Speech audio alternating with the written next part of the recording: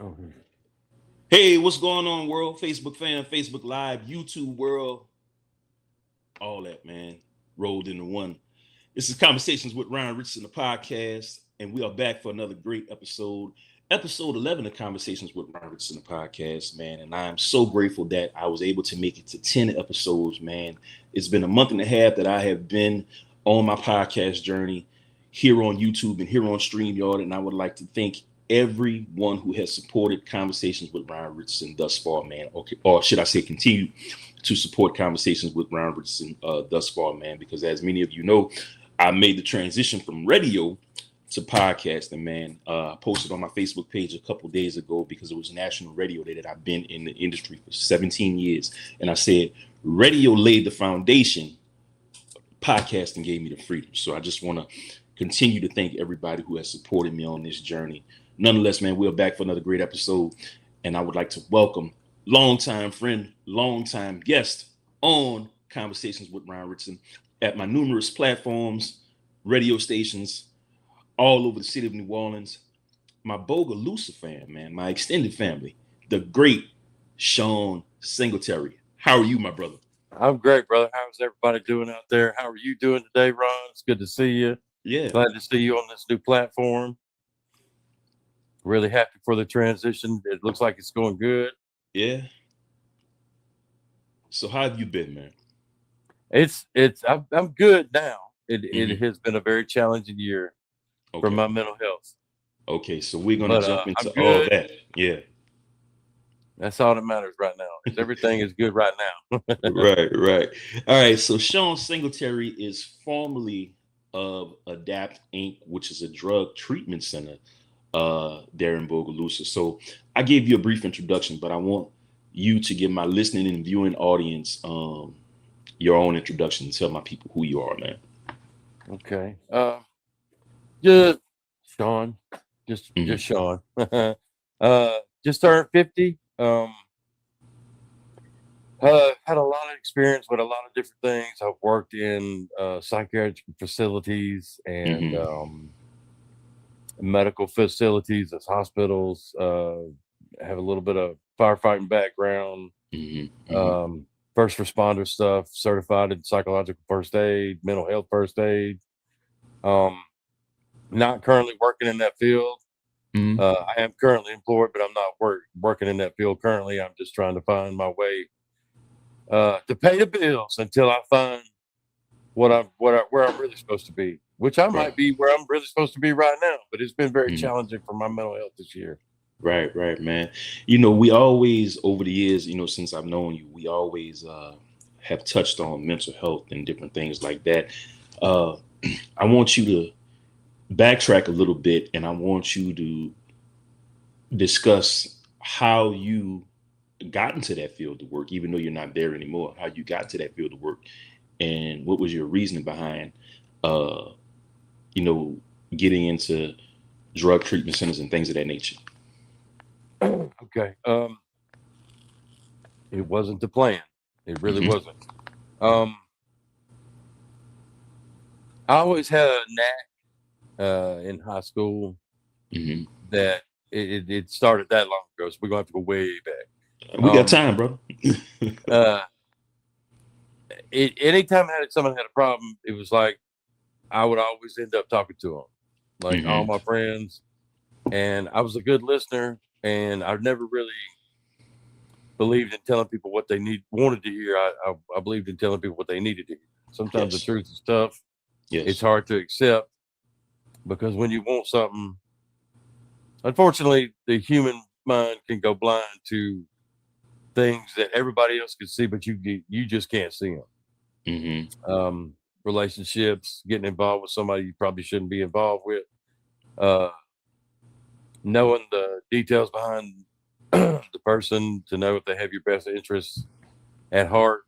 Yeah. So it kind of started like that. I got into, I was planning on being a nurse back in 1994 when I graduated. There was for the first time, I believe, a huge need for male nurses. Hmm. Uh, but the path was not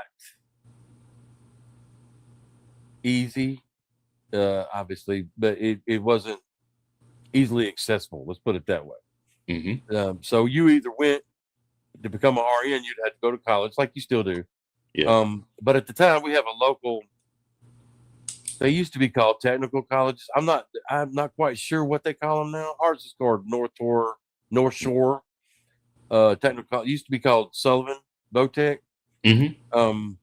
It's a place like where you could learn HVAC and uh and welding and a Yeah. multitude of things. Kind of like a community college, correct? Right, kind of Yeah. like that. Yeah, Yeah. yeah. Yeah. Okay. And so to get in the LPN program, it was actual like, oh man, it was like 3-year waiting list. Mm-hmm. And it was a different time back then. So my parents were like, you can't wait 3 years to go to work. You need to go to work. You need to learn something and go to work so you can start making some money. Mm-hmm. And so I went and took a CNA class to wait. That's a certified nursing assistant class. That's how I got into the medical field to begin with. Mm-hmm. And then we had a charity hospital here in Bogalusa at one time. I Yeah. don't think they don't exist at all anymore. I think in Yeah. Louisiana. Mm-hmm. One end of it was an acute unit division of Southeast Louisiana Hospital, the one that was in Mandeville. Mm-hmm. So I can't remember how many patients it held. Maybe let's say 50. Not a Mm-hmm. whole lot. It wasn't a whole facility. It was just like the end of the hall, Mm-hmm.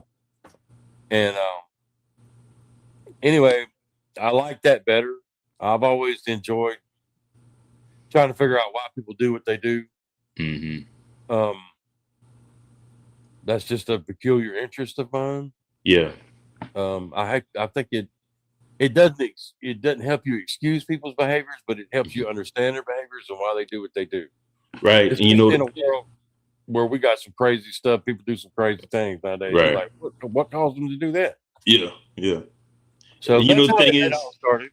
Yeah, the thing is, man, you and I have a similar story.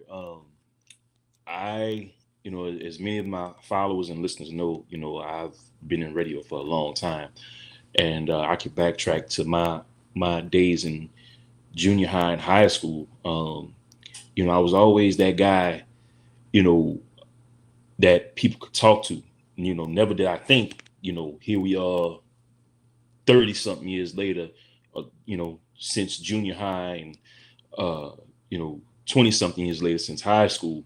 I'm telling my age there, but I never would have thought that I'd be doing radio and become a mental health advocate, and listen to people, talk about their problems. But when I think back on it, I was always that guy. And, still to this day, friends will call me and, be like, Ron, okay, well, I got this going on. What should I do about this? And the biggest question I get asked is, I remember I was taking an Uber somewhere, and you strike up many conversations with people in Ubers, and he said, well, what gives you? He was an asshole about the whole thing, but he said, what gives you the right to call yourself a mental health advocate? And I paused. And I didn't want to cuss him out because I had to get home and I had to get to where I was going. But Just give him 1 star. That's all you need to do for him. Just give him or half a star if you can. Yeah. And I told him, I said, man, life experience. I said, I've been through a lot, and I want to talk about it. And I had a disability, and I said, you know what? Let me stop explaining myself. I said, you don't know You don't know me. You know that, and that's the thing. But people will always try to make it seem like they know more than you, or you shouldn't be in the position that you're in, or what makes you qualified to do what you do. And I'm like, hey, because I'm good at it. You know what I'm saying? Yeah. Whether you like it or not, I'm good at it. Mm-hmm.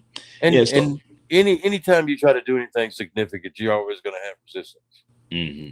You always they're going to come out of the woodworks. They're going to be from people you would never expect to treat you like that, or doubt you, or throw shade on what you're trying to do. But you're not going to do anything important Yeah. unless you have resistance. That's when you know you're doing the right thing, is when you meet resistance, because it will never be easy when it's real. Hmm. Man, that's a gem, man. I think I'm gonna. You just inspired my next Facebook post and social media post. It's never gonna be easy when it's real, man. I'm writing that one down as we speak. So, man, I want you to continue to talk about your mental health journey. But before we do that, I want to just drop uh, our social media handles and my email address. If anybody wants to jump in on the conversation, you can email me at richardsonronald024 at gmail.com. richardsonronald024 at gmail.com. You can also find me on Facebook. Just search for the Ron Rich or Ron Richardson Facebook page, Instagram page, LinkedIn, TikTok, Substack, and there's something out there called Lemon, but I haven't really played with that one yet. It's an extension of TikTok, and that's where you can find me to find out more information about conversations with Ron Richardson and everything I got going on in my community. Shawn, tell the people where they can get in contact with you, man. Facebook. I ain't really hip to anything else. TikTok is it's so fast paced. Yeah, It's like you can't keep up. I could watch it, yeah, but I it's like trying to figure out how to. I'm like, I ain't got time for this. yeah. I'm happy with Facebook. I don't know why we always got to try to fix stuff when it ain't broken. Mm, I yeah. guess people's attention spans, it just ain't what they used to be, because you had Facebook. Well, you had MySpace. Mhm. Never MySpace, Yeah. which is trying to make a comeback, by the way. I think that's pretty interesting. Mhm. I always liked MySpace because you weren't just looking at a white screen. Like, you Mhm. could bedazzle your background Yeah. to anything that you wanted. You could have music that automatically played when you got on there. And then it was like everybody started talking about Facebook, and I'm like, this is kind of bland. This is Mhm. blue and white. What's the big deal with this? I Yeah, can't. man. You can't add no graphics. What? Right, right. Y'all just talking? And the crazy part about it is, you're a couple years older than me, but we kind of came up in the same time period. We were coding before uh Before we even coding knew was what coding was. coding Yeah. was a thing. And that's what these young bucks don't realize, man. Oh, we were coding before coding was a thing. But we always get off tangent with these interviews, you and I, but that just shows the friendship that you and I have. But I want to jump back in the swing of things, and I want to you to continue to talk about your mental health journey. So continue. Right. So, the first thing I talked about is how I got into working with that kind of Yes. stuff. Hmm. What possibly led to that? I don't know if it led to that. I've never really thought about it enough. Hmm. I did attempt suicide when I was a senior in high school. Wow. Yeah, I had. And now that I look back at it, obviously you make it through, and you're like, oh man, that Hmm. was a crazy reason to try to end yourself. Like, Hmm. um, but you don't think about that in the moment. It's not. Hmm. It's not on your mind at all. You just want the pain to stop. Exactly. Whatever kind of pain. It don't have to be emotional or mental pain. It could be physical pain, and then that could cause emotional and mental Hmm. pain. So it. I'm not being uh, closed-minded when it comes to whatever anybody's dealing with. Hmm. Let's just be real about that. Just because you don't go through it, don't mean that somebody else ain't going through it, and you should Hmm. respect what they going through, just like they should respect what you going through and how you dealing with it. So, Exactly. Yeah. um, it opened my eyes to, without getting into the topics of why I did it. Hmm. Not that they're Hmm. private; it's just not that important. Right. I realized that it was a very selfish thing to do. I had more people come see me in the hospital than I ever contemplated would ever come see me. Hmm. Girls, when you're in high school, these beautiful girls, you just like, oh my god, they're so beautiful. And Yeah. then you get out into the world, and it's like, oh, there's a whole lot more of them that ain't like stuck up. So, Hmm. but they came. I had so many friends come. The high school principal, Hmm. Coach McGee came. The assistant principal came. Multiple of my teachers came. Hmm. Uh, I know that there had been other students that had either attempted suicide or actually committed suicide, and they didn't have another chance. I don't know if they got the same treatment. I'm not saying I'm anybody special, but for them to show up and for all these people to show up the way they did, suicide is a permanent solution to a temporary problem. Yeah, which brings me to, and it's very selfish. You should always think about, I know I'm hurting, but how are they going to hurt if I'm gone? Yeah. I just recently went through something, and I'm not going to fully get into it, but I also had that thought a few months back. I was like, you know what? I just might as well just end it. And I really thought about what would happen if the people that I love found out that I just didn't want to be here anymore. You start to realize, this is a temporary problem. You're going to get through it, but you have people that love you. You have people that care about you. You have people that want to see you win. And then I thought about you guys, all the people who I became friends with over the years, and all the people who I've helped, working in this industry. You guys just coming out to the station. I said, you know what? Not only does my family need me, but my friends, my associates, my people that I love outside of my family. I was like, Absolutely. man, that was a real, I don't want to say stupid, because you can't. No, don't demean it. No, you can't demean it. And with all the unhealthy food nowadays that we eating that affects your brain chemistry. Yeah. That's, sometimes it's something else, but most of the time it's just your brain chemistry is out of whack. You just got to figure out what it takes to get that brain chemistry back. You got to start turning the stress in on itself, right? And realizing it. You find a way to deal with stress and stick with it. Yeah, I mean, it seems to work for me. Right, and that's when I had started going to counseling 2 years ago. That helps. Talking about things helps greatly. And also, I recently started going back to church. Shouts out to Pastor Lester Love, who has always been on my show, or always there when I need him. From the City of Love Church in the city of New Orleans. That's awesome, brother.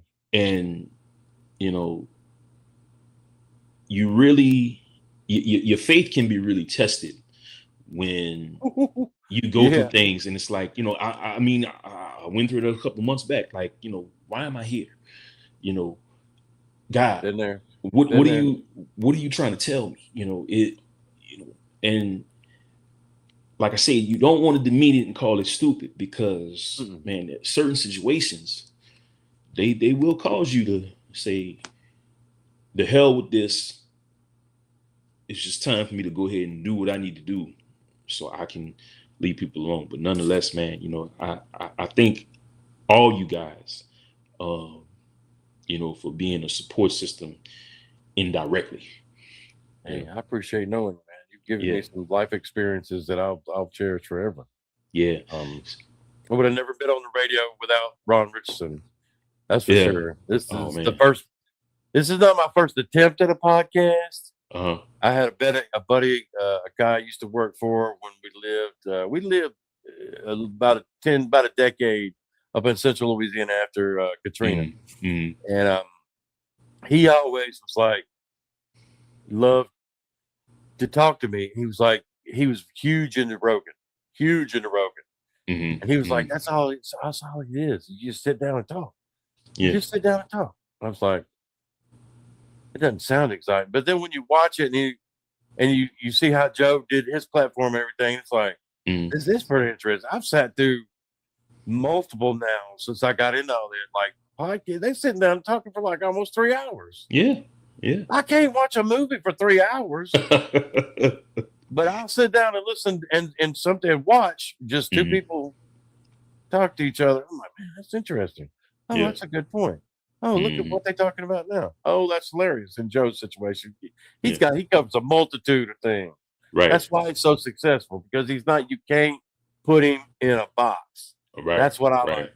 That's how I like to be. Don't think when you think you got me figured out. No, I'll do something that you'd be like, why did you do that? Because don't put me in a box. I tell people that all the time. That is one of my main sayings. Look, if you tell me I can't do something, or if you try to put me in a box, I'm gonna show you different every time. And conversations with Ron Richardson, as you know, I just started talking about disability. And a funny story, you and I actually met through one of your good friends,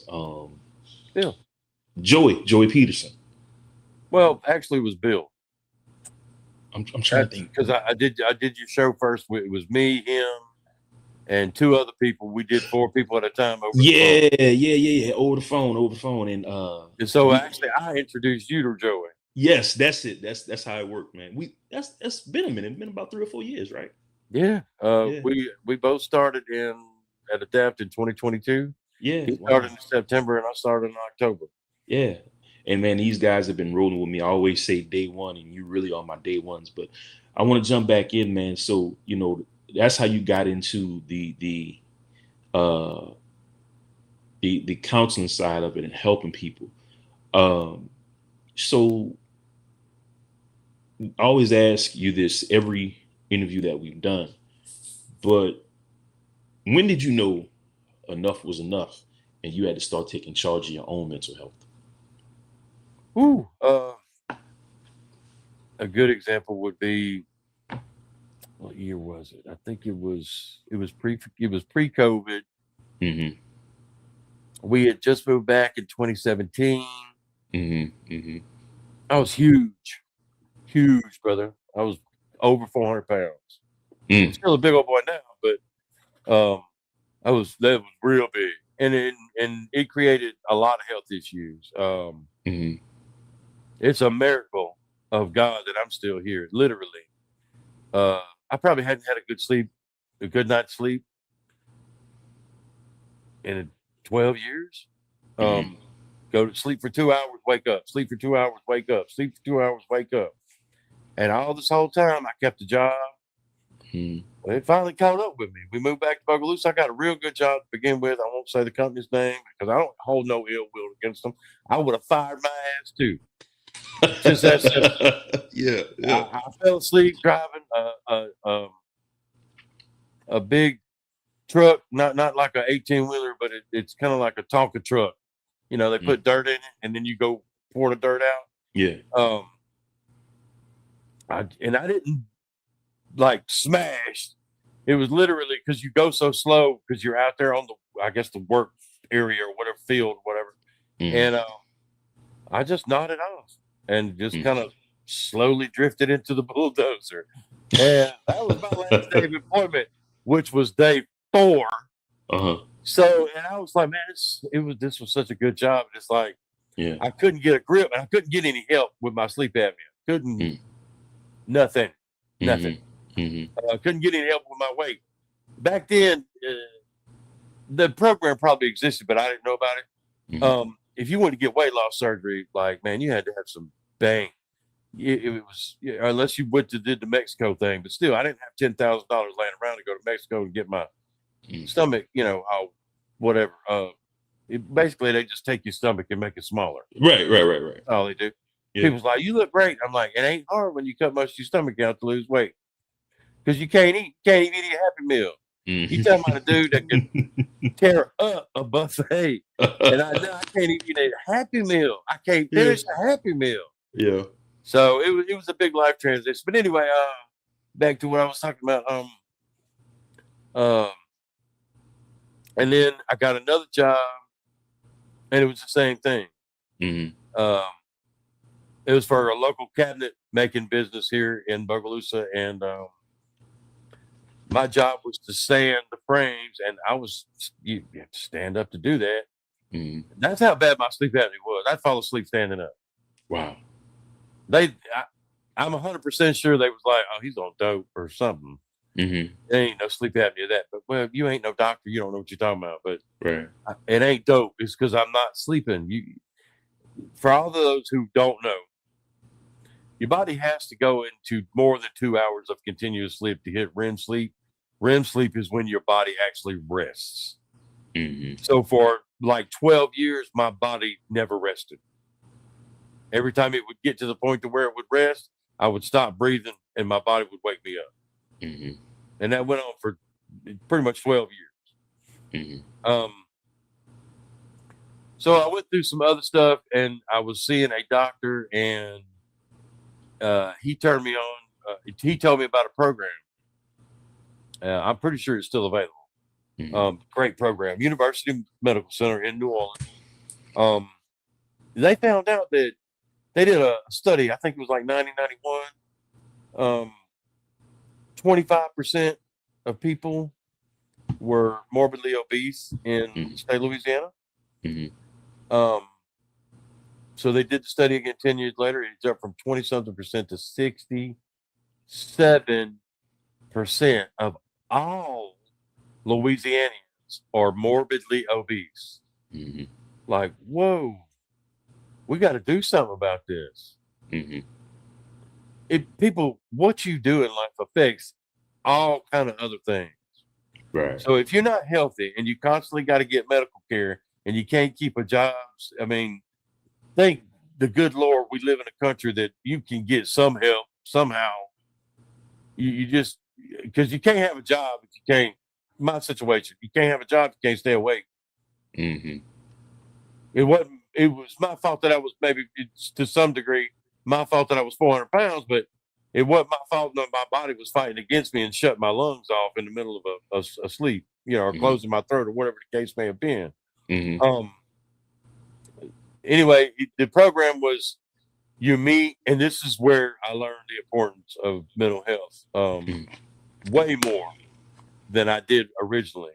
You have to. It's a program where you can get, if you have Medicaid, you can. Make a long story short, if you have Medicaid, you can get the surgery as long as you meet the requirements. But here's the 3 requirements: you have to meet the doctor who's going to do the surgery. I don't know how often that is in surgery. That was the first time I'd ever had surgery, so I don't know if it's a normal thing. But the other thing was you have to talk to a dietitian once a month in New Orleans, face to face, for 6 months. You have to have lost a little weight just through going through they teach you how to eat, the difference between good and bad carbohydrates, and finding out. To me, I don't know if they meant to teach me this, but I found out what my enemy was. What is the thing I eat and drink that is causing me to? Man, it turns out I'm drinking more sweet tea than a camel in the Sahara Desert. I mean, like I was probably, just grams of sugar coming out of my body. There's no telling. There's a whole nother story I could get into about where I had this test done, and this doctor's like, "You see this urine sample?" He's like, "Look at this stuff floating around." I'm like, "What is all this? Like salt or something?" He said, "That's sugar.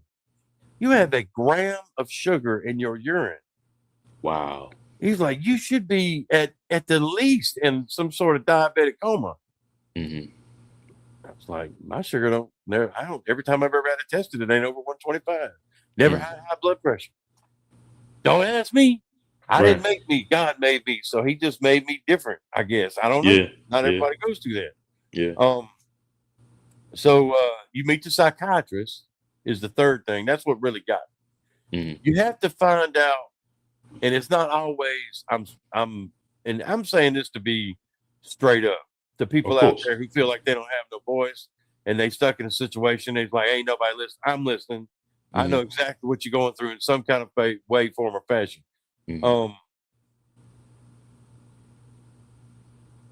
That train went totally off track. I lost my whole train of thought. We were talking about, and ladies and gentlemen, you know what? This is not the first time this happened, because when I was on the air, we would always do this and circle back. But we were talking about, when did you know it was enough. When did you know enough was enough? And you Oh, enough. went into you went into your journey. So Yeah. So yeah, the journey was losing that weight, right. and I could sleep now, Mm. and I'm not. My heart's probably. I'm not probably not going to develop congestive heart failure at some point. Right. That's And always great. right. So just from there, Mhm. feel so much better. Yeah. So much better. Yeah. The only to me, there's only one downside of having weight loss surgery, Mhm. and it's the one they don't talk to you about. You want to know what it is? Yeah. It's a secret, Ron. I'm revealing it right now in your show. The secret is all the money you're gonna have to spend on clothes. Because if you're wearing size 60 britches, Yeah. you can't. I don't even think they make them bigger than that.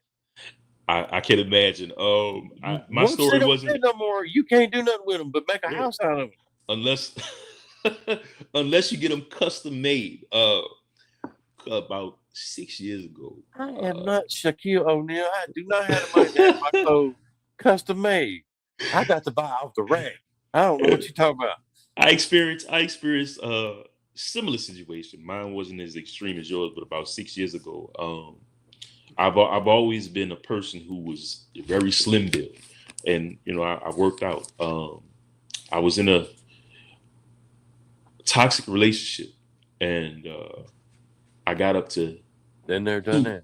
I got up to like 240, 245. I'm 6'3", and dealing with the disability. Oh, well, yeah, okay, yeah. With the weight and stuff on my joints, I was like, I got to come down, and man, I literally got down to like 195 after that whole situation was over, and I made a promise to myself, I'm never going to get that heavy again. And at the time, I had everybody telling me, "Oh man, the weight looks good on you," but what people don't understand is it may look good on you, but it's all about how it ain't good on you. Right, right. And that's the biggest misconception people, think, oh, this looks good on you, you're doing fine. But my biggest thing is with this whole thing and why Conversations with Ron Richardson was started is, do people actually take the time to listen to what a person is saying, feeling, or there's a big difference between listening and hearing. Yeah. So my platform has always been, open to, brothers like you, the average everyday brother that is going through whatever he may be going through, man. Yeah, because there's a lot of people's got it way worse than I got. Mm-hmm. I am blessed. I am blessed beyond what I ever deserved. There ain't no doubt about it. Now, sometimes, disclaimer, I ain't always going to say that. I ain't always going to admit that. That's the truth. That's being transparent. Because sometimes I can let my emotions get the best of me, and I'm like, oh, poor, pitiful me, or I'm mad, and that ain't pretty. Mm-hmm. But when I'm at level-headed, I am smart enough to realize how blessed I am. There's a whole lot more people got it way worse than I got it. Yes, sir. I got a house. I'm married. I got physical things from being overweight that developed into. We've never talked about this. Mm-hmm. Cancer, and I've had some life-altering situations with that. I got a wife that she has never let that bother her. Mm-hmm. So I got food on the table. My bills are paid. Yeah. I'm not where I want to be, but I'm somewhere. Let's say life is from here to here. This being the top. I'm, right here, and that's okay because I realize that some people are down here. They ain't got no space. You got people starving in this world, can't get a piece of bread, or you got people they don't have no plumbing. You know what I mean? Yeah. Trust me. I know that might sound cliche. That will help you get back to some sort of normal mental state if you admit there's always somebody got it worse. Yeah. Believe that. Yeah. I always, and that's what I always say, man. And, people always tell me, you don't never let, your disability stop you. And I'm like, I Yeah. have no reason. I have no reason to. I was brought up in a family of, my grandfather, God rest his soul, Edward Raymond Augustine. His nickname was Book. And, you know, he would always say, you know what, no matter what your situation, That's a you good know, quality name. no matter what you got going on, um, he said, I'm gonna teach you how to be a man, and I'm gonna teach you how to stand on your own 2 feet. And I get a little emotional every time I think about it, and my grandmother too. But my core group of people has always been my mom, my grandparents, who many of you know I was raised by, and my uncles. And man, Good. I'm good. You had some good male role models. That's important for a yeah, young man. praise God, man. Like they are still, my grandmother and grandfather are still ordering my steps every day. Um, my mom is still right there in my corner. She's one of my biggest supporters, and you have to have a strong background. And I thank God for them every day, and the fact that I was just raised with strong core values, despite the things that I may have been through, or despite, the thoughts that I have in my head. I always think about uh, what would they do, or what would they think about in this situation. So, man, I thank God for them. So, we're going to switch gears here. And, we've talked about the mental health thing. We talked about, the things that you do in the community of Bogalusa and why you do them. There was a certain topic that you wanted to discuss with the current transition, uh, with employment and what you're going through now. It's something that's going on in the city of Bogalusa, Louisiana. So why don't you tell us about that? Yeah. It has been a big transition, a difficult one. Mm-hmm. Uh, because believe it or not, you can't judge a book by its cover. Most people look at me, and I'm not super tall, but I'm not short either. Mm-hmm. I'm pretty stocky, stout guy. Uh, that doesn't always mean that I work in construction. You know what I'm saying? I mean, just because I can sit in the office and talk to people like they got sense and and Mm-hmm. and use correct wording and sentences, um, and I can put together a graphic and make it look, as my wife told me. She said, "You do things that other guys can't do. They can tell you to make something what they need, and you can Mm-hmm. make it look pretty. Mm-hmm. Not Mm-hmm. like pretty because I'm saying that as that's my choice of complimenting it, but it looks pretty from a girl's point of view." Yeah. Yeah. She's like, "Not many men can do that." I'm like, "I don't know what to tell you. That is a rarity. Yeah. I have a tie. I notice things, trends. I'm very observant. Um, I do a lot of things. I wish sometimes I wasn't so Mm-hmm. observant. Uh, I wish I didn't hear conversations. I don't like secrets at all, Mm-hmm. Ron. I don't like Yeah. them. I just don't Yeah. like them. I like being honest. If Right. if you're a worthless piece of junk and you do dirt, I'd rather you just admit, hey, you don't like me, you ain't got to talk to me. Now Right. I'm gonna be me Yeah. I'm like that first. too. I'm I like that might too. burn in hell because of it, but I'm Yeah. gonna be me. Right. I have way more respect for somebody's like, "Hey, how you doing, sir? It's nice to meet you. We care all about you, and we want to Mm-hmm. include you in everything. But don't come on to our gated community, and don't come to our private club because you don't make enough money. Oh, well, then you don't want to include me. Mm-hmm. I'm not knocking that sort of rhetoric, rich people rhetoric, but it's like, don't don't say." Don't work in the industry. Don't work in Santa. Don't work in plumbing, and then talk about you don't like shit. Mm. Mm-hmm. You sit. That's the better way of saying it. Mm-hmm. It's Mm-hmm. something you got to deal with. You're in the plumbing. Right. So don't be who you're gonna be. Be who you are when there ain't nobody watching, when the Mm-hmm. camera's off, when the doors are closed. Be the same person you are at home that you are out everywhere else. Just be real. Be who you are. Just Yeah. be real. Just be who Yeah. you are. If people don't like it, you know what? Bye.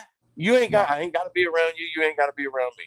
I can be Mm-hmm. cordial to you until you cross the line and disrespect me. I think if society would just look at things from that point of view, Mm-hmm. I think we'd all be better off. Yeah. Everybody's different. I know people that are loud and obnoxious. And sometimes that's fun.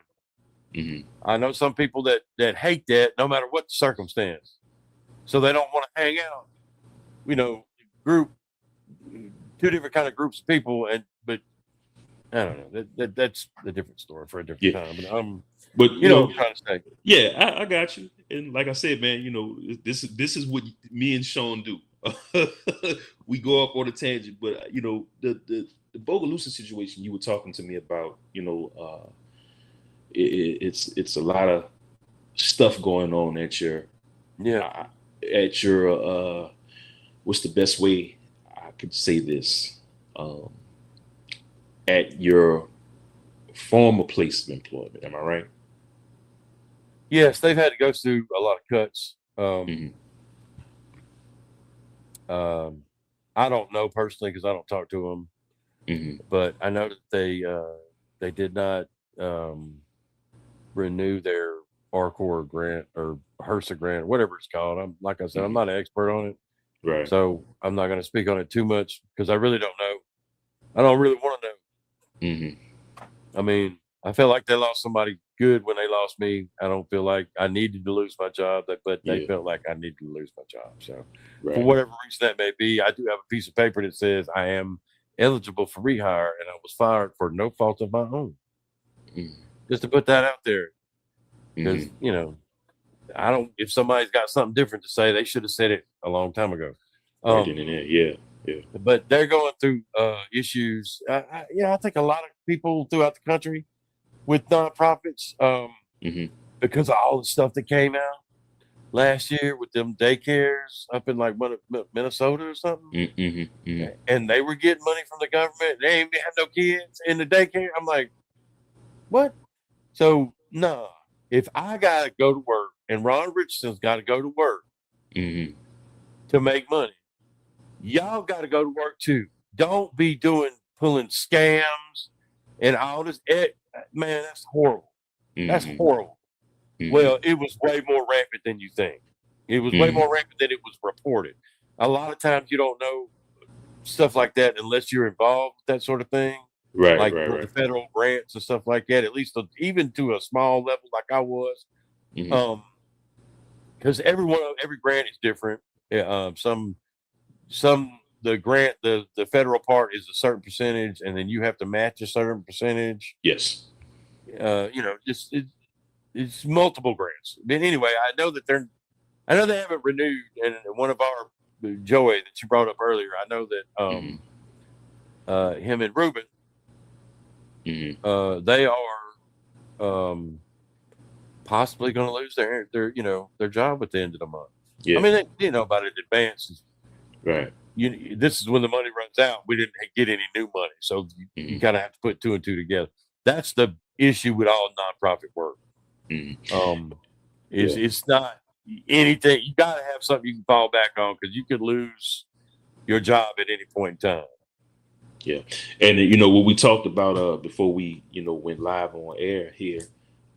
I have many other associates who are in the same situation as you. Shouts out to the HIV prevention mobsters, and shouts out to my girl Tamasha, who's ahead of that program.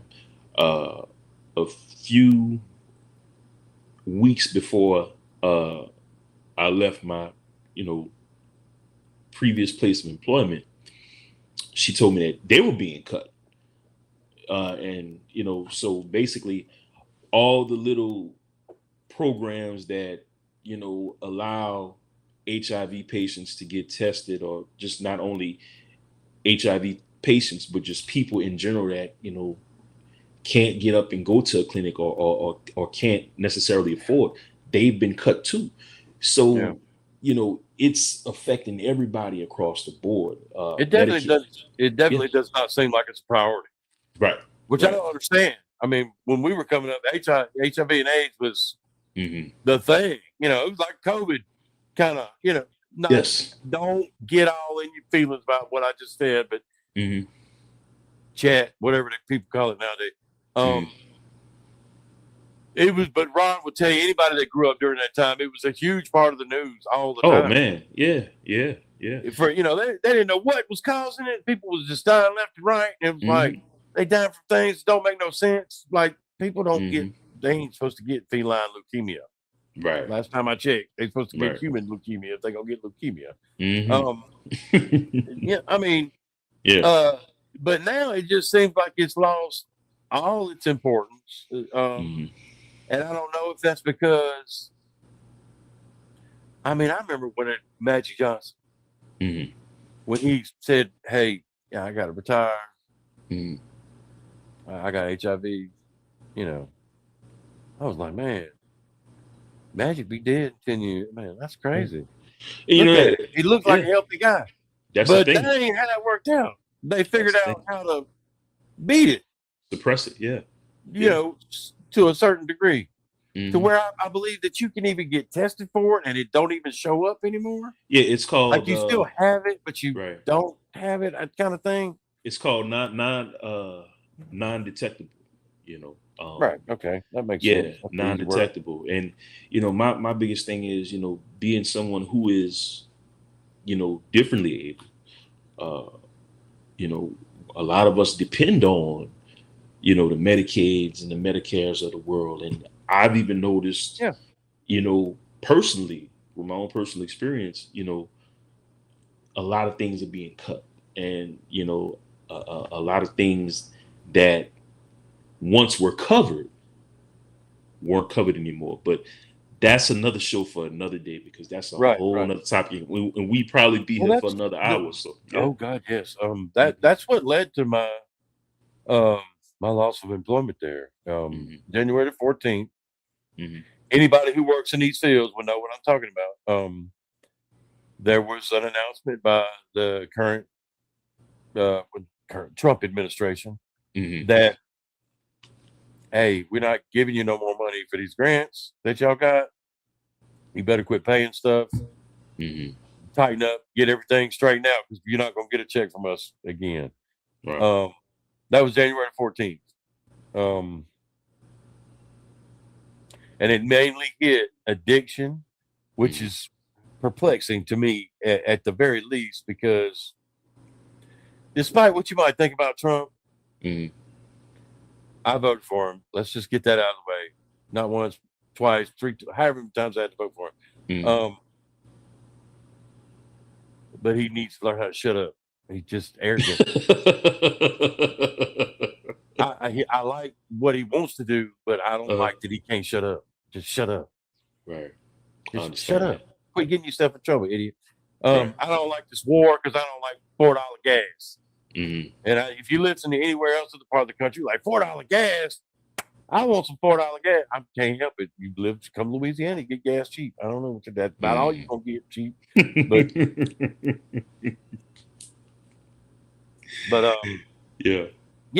so it was addiction and mental health.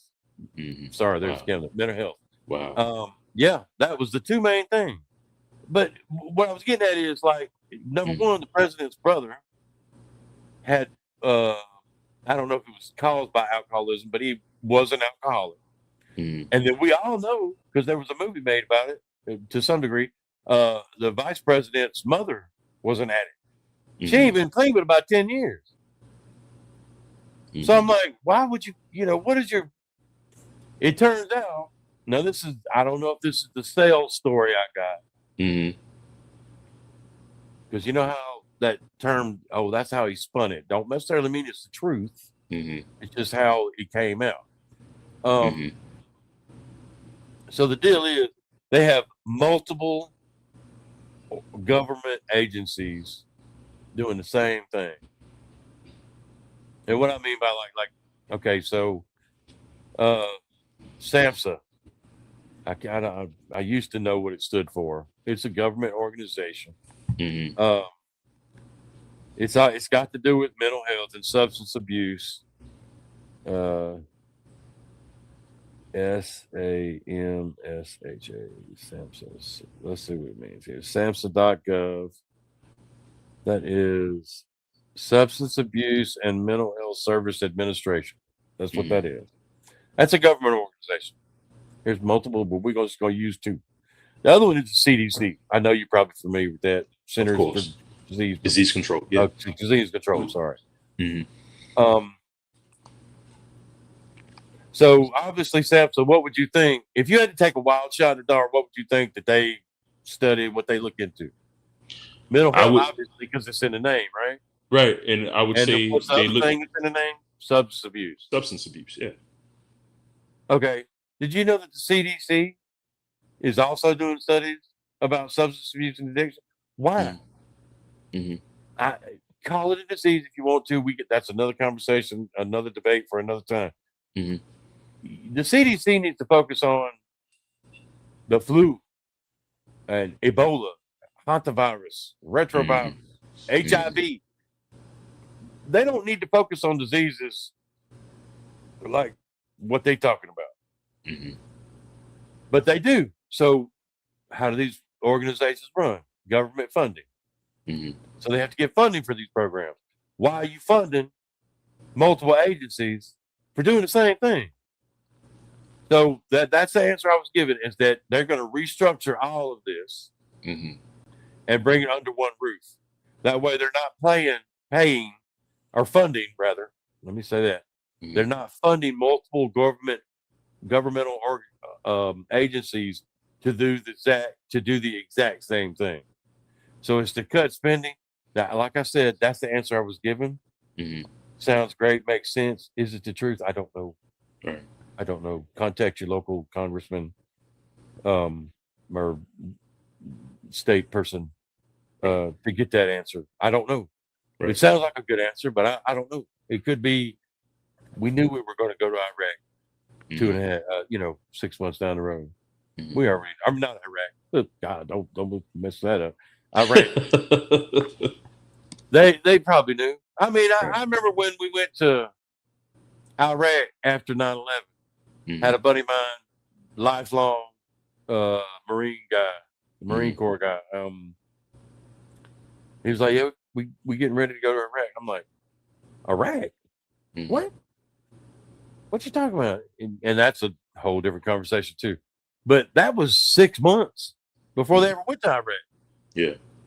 I felt like this was before the age of information, like before iPhones. Well, yeah, before iPhones and life was different before iPhones. Life was really different before iPhones and social media, and now you have too much fast access to too much knowledge. Right. And I would say not always a good thing. A lot more peaceful, and I think people were, a lot more joyful when it came to doing certain things. Now we just live in this world where, I like to call it a microwave society, where we like to have things done in 20 seconds or less. And, you realize even when I would, do the radio shows, you realize, okay, well, people don't have that much of an attention span anymore. I think a person can actually sit down and listen to something for about 10 or 15 minutes, if that, and, forget about whatever else. What was that saying? Something about 7 minutes. After about 7 minutes, you kind of lose people. That's when you start to lose people. Right. That's when their attention span starts to decrease rapidly. I tell you what else they do. I have some guys from around here. They don't know me personally, but I want to give them a shout out. Night Train Media.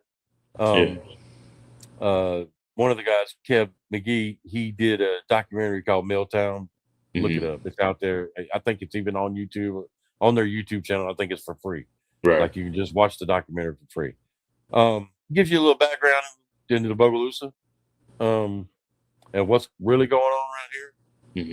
It's got a sordid history for such a town that's not very old. I think it was incorporated in 1914, so it's a little over 100 years old. About 112 now, I guess. But it's got a lot of history. Right. Got a lot of history.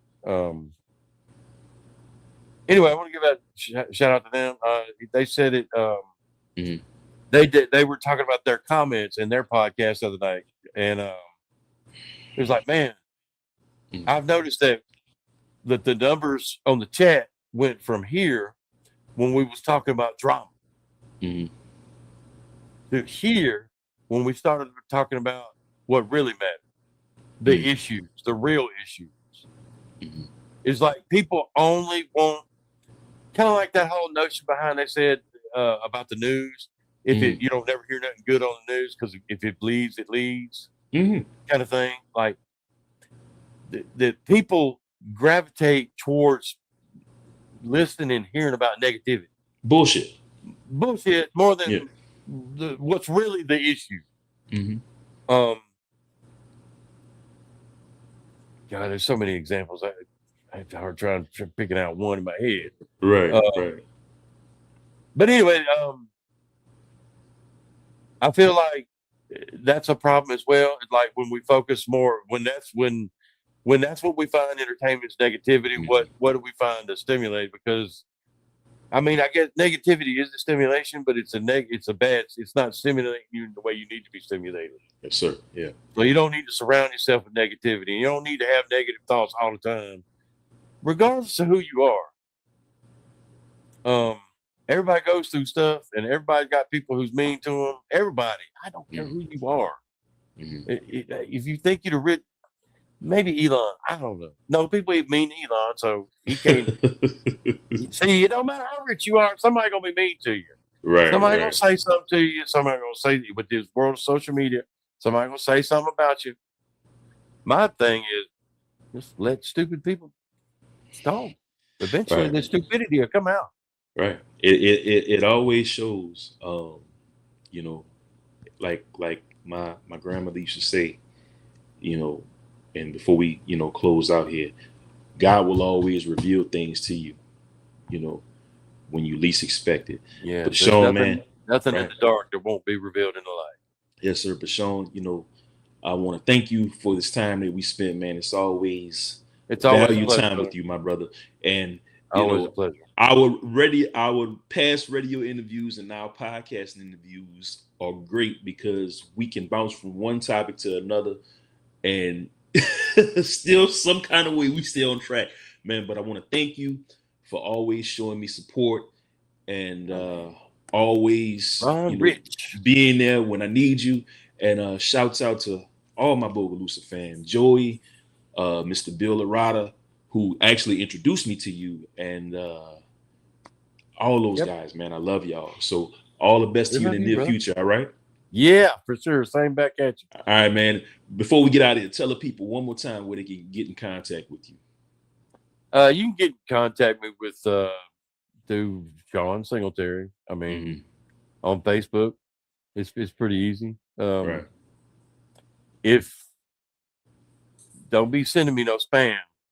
But if you want to if you're watching this and you're like, this guy might be interested to talk to about something I want to talk about, you can either reach me through Ron Richardson or you can reach me through my email, which I don't mind giving out because I don't use it for any online purposes. So if you want to send me junk, it ain't no big deal. I can just easily delete it. I ain't gonna get that popular that quick. But it's easy to remember. It's make sure I give it right to you. What is it called? All right, can you hear me? It's Shawn dot. So that's SHAN dot Singletary SINGLETARY 76 at gmail.com. You can just email me there. Yeah, you can just email me there. In closing, any positive words of encouragement that you want to give to my listening and viewing audience out there? Don't give up. All right, man. This has been I Conversations don't, with Ron I don't care Richardson. how bad it gets. Don't give up. All right. Conversations with Ron Richardson, man. Another great episode. We're moving on up, man. I'm at episode 11 now. We just celebrated episode 10. So I want to thank everybody again who supported me and who continues to support my movement, man. And I want you guys to remember, healing and recovery start with you. This has been Conversations with Ron Richardson with my main man, Mr. Shawn Singletary, the best. Hey, All right. brother. All right. We love you. Peace. All right. Have a Love you great too, one. man. Peace.